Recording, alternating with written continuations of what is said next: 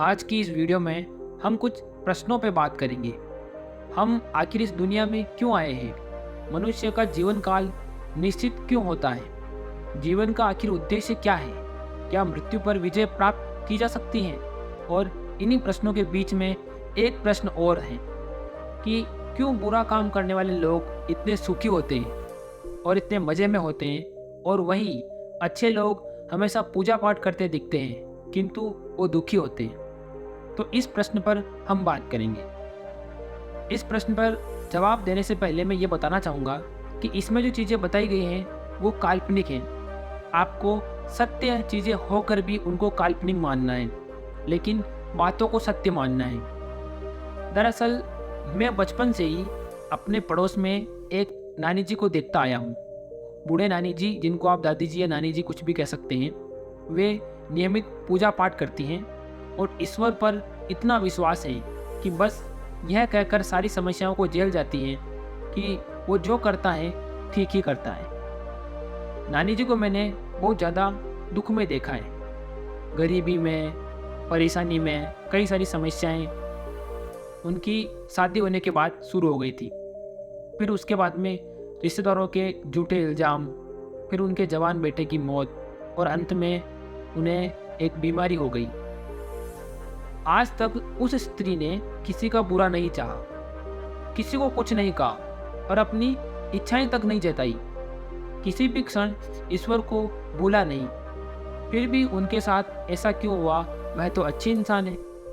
जबकि कितने ही लोग ऐसे हैं जो शराब सिगरेट पीते हैं, बुरा भला कहते हैं और दुनिया का बुरा चाहते हैं, पाप कर्म करते हैं लेकिन हमेशा खुश दिखते हैं, हमेशा संतोष में दिखते हैं, लेकिन वो तो बुरे लोग हैं। फिर उनके साथ ऐसा क्यों?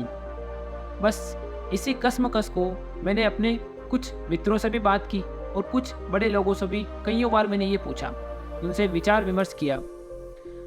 जो समझ आया उसे मैं आपको बताने की कोशिश कर रहा हूँ, और इसके पीछे का विज्ञान मुझे इतना नहीं पता, लेकिन जो कुछ बताने की कोशिश कर रहा हूँ वो मेरे अपने विचार हैं। ईश्वर को परमात्मा कहा जाता है, अर्थात परम और आत्मा, और हम हैं इंसान, जिसके मानवीय शरीर के अंदर जो वास करती है उसे आत्मा कहते हैं। अब इसे सुनी सुनी बातें कहें या विज्ञान की बात कहें, वो आपकी मर्जी, क्योंकि आत्मा तो होती है। दरअसल हम हैं आत्मा, और हमारा मकसद क्या होना चाहिए? उस परम आत्मा में जाकर विलीन हो जाना। अब इसके लिए हमें एक सरल उदाहरण देता हूँ, उसको समझना है आपको। माना कि हमने एक जन्म लिया और 50 पुण्य काम किए और 50 कुकर्म किए। पुण्य के कार्य और कुकर्मों में अंतर इस प्रश्न का मुद्दा नहीं है। आपको इसका अंतर नहीं देखना है कि कितने अच्छे कर्म किए या कितने बुरे। अभी के लिए मान लीजिए कि कुकर्म से दुख मिलता है और सत्कर्म से सुख मिलेगा, तो समझिए कि आपने 50% अच्छे काम किए। बस आपका फिर जन्म हुआ दूसरी बार, और इस बार आपको समझ आया कि आखिर कोई तो मकसद होगा जीवन का। आपने प्रयास किया और दूसरे जन्म के अंत में 60% अच्छे काम किए, किंतु परमात्मा अर्थात शुद्धता, आपको विलीन होने के लिए शुद्ध होना पड़ेगा। तो वो कैसे होगा? अब ये कैसे संभव है? जब आपके प्रयासों की दर बढ़ जाएगी, आप परमात्मा में मिलने के लिए आपके जो प्रयास है वो बढ़ जाएंगे। जब आप कुकर्मों को कम करना चालू करेंगे तब ऐसा होगा। अब सोचिए कि आपने ऐसे कितने ही जन्म बिता दिए और हर जन्म में आप प्रयास कर रहे हो कि परमात्मा में विलीन हो जाए, अर्थात आपके जितने सत्कर्म होंगे उनका हिसाब तो होगा, लेकिन इस जन्म में और इस रूप में यह मुमकिन नहीं है। लेकिन अवश्य ही आपके एक सत्कर्म से कितने ही कुकर्मों का फल कम होगा। अब यह कुकर्म का फल ही है दुख। ना तो आप दुख प्राप्त कर रहे हैं, इसका मतलब यह नहीं है कि वह इसी जन्म के कर्मों की वजह से हो रहा है। यानी कि आपके पिछले जन्म के कुछ कुकर्म हो सकते हैं, उसकी वजह से भी ये मिल रहा हो। अब इसको सरल भाषा में समझिए। आपने समुद्र देखा है, उसमें अगर सतह पर देखें तो कितना कचरा होता है और कितनी बदबू होती है। अब आपको शुद्धता की ओर जाना है, जहाँ जल एकदम शुद्ध हो, तो अब आप क्या करेंगे? सतह से गंदगी हटाओगे और ऐसा करते समय आपके पैर हाथ गंदे होंगे, बदबू भी आएगी, लेकिन आप क्षणिक आपत्तियों का विचार नहीं करेंगे और यह सोचेंगे कि बस कुछ ही देर में आप समुद्र की सतह की पवित्रता का अनुभव करेंगे, शुद्ध जल खोज लेंगे। जब आप अच्छे कर्म कर रहे हो तो आपको जो आपके साथ में परेशानी आएगी उनको नहीं विचार करना है। बस यही बात यहाँ है, आपको दुख आएंगे लेकिन आप सत्कर्म करते चलिए, क्योंकि मकसद है परमात्मा में विलीन होना। शायद इसलिए मैं उन नानी जी को दिव्य शक्ति के रूप में देखता हूँ। इसका कहीं यह मतलब नहीं है कि उनके कई शब्द सच होते हैं या उनको भगवान दिखते हैं या वो स्वयं भगवान है, ऐसा मेरा विचार नहीं है।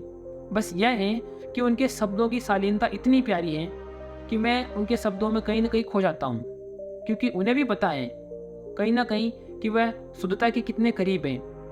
यानी कि उनके जो अच्छे कर्म हैं वो यूँ कह सकते हैं कि 90-100 के पास जा रहे हैं। और जब भी मैं भी परेशान होता हूँ तो उनके पास चला जाता हूँ। अब इतने दुखों के बीच सुखों का अनुभव करना ही शायद जीवन का दूसरा स्वरूप है, जिससे हम सभी अनजान हैं।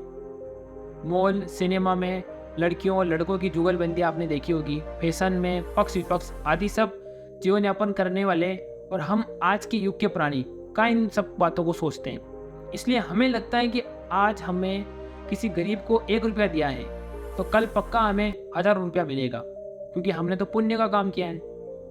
ये सब चीज़ें इंस्टेंट नहीं होती है, इसमें आनंद का अनुभव नहीं बल्कि मांग छिपी है आपकी। आप 1 रुपया देकर आप ये सोच रहे हैं कि मुझे 1000 रुपया मिल जाए, तो ये तो आपकी डिमांड हो गई और इसे ही हम खुशी मान रहे हैं। अब मैं आपको एक बात बोलता हूँ जिसको काफ़ी गहराई से सोचना है। बुरे कर्म करने वाले दिखते सुखी हैं लेकिन होते दुखी हैं। मेरी इस बात को आप ज़रूर नोट कर लेना कि बुरे कर्म करने वाले दिखते सुखी हैं लेकिन होते दुखी हैं। अब आपने ये बात समझ ली होगी।